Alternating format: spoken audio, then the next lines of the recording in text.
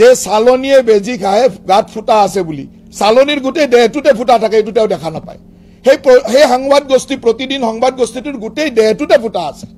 মালিকৰ পৰা চিফ এডিটৰৰ পৰা তেওঁলোকৰ মানে এই যিখন এংকৰ ওলাই তেওঁৰ পৰা সকলোৰে দেহত ফুটা আছে ইমানেই ফুটা আৰু মইতো দায়িত্ব সহকাৰে ক'ব পাৰো যে যিদিনাখনৰ পৰা বিজেপি দলত যোগদান কৰিছো সেইদিনাখনৰ পৰা কোনো ধৰণৰ বেয়া কাম কৰাৰ নজিৰ কোনো দেখুৱাব নোৱাৰে কোনো তথ্য দিব নোৱাৰে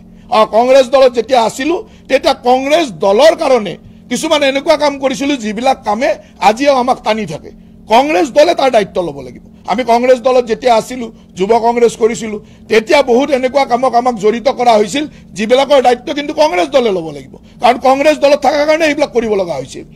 বিজেপি দলত আহাৰ দিনাখনৰ পৰা 2015 চনৰ পৰা 10 বছৰ হ'ল গৌৰৱেৰে ক'ব পাৰো যে কোনো ধৰণৰ বেয়া কামত কোনো ধৰণৰ অনৈতিক কামত কোনো ধৰণৰ বেয়া ব্যৱস্থাৰ মাজত সমাজক হানি কৰা কাম ৰাষ্ট্ৰ হানি কৰা কাম এটাও কৰা নাই আৰু ভৱিষ্যতেও নকৰো আৰু সেই কাৰণে ইমান সগৌৰৱে নিজৰ কথাখিনি কোৱাৰ স্পষ্টতা আছে ক'ব পাৰো কৈছো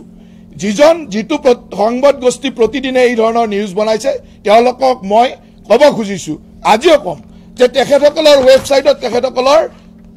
সত্তাধিকাৰী তেওঁৰ নিজৰ এটা ডাটা উঠাই থৈছে আপোনালোকে নেটত চালে পাব সত্তাধিকাৰী লিখি থৈছে যে তেওঁ কি লিখিছে Jayanta Barua proudly introduced himself as a great grandson of legendary Hemchandra Barua তাৰ মানে তেওঁ পৰিণাতি legendary হেমচন্দ্ৰ বৰুৱাৰ great grandson বুলি তেওঁ গৌৰৱ অনুভৱ কৰে কিন্তু তেখেতে প্ৰমাণ কৰি দেখাওক যে জয়ন্ত বৰুৱা আমাৰ সকলোৰে শ্ৰদ্ধাৰ অসমৰ ভাষাৰ জনক হেমককৰ অভিধানৰ প্ৰণেতা হেমচন্দ্ৰ বৰুৱাৰ তেওঁ কি হয় তেওঁ গ্ৰেট গ্ৰেণ্ডসন হয় নেকি পৰিণাতি হয় নেকি মই কৈছো যে তেওঁ কোনো পৰিণাতি নহয়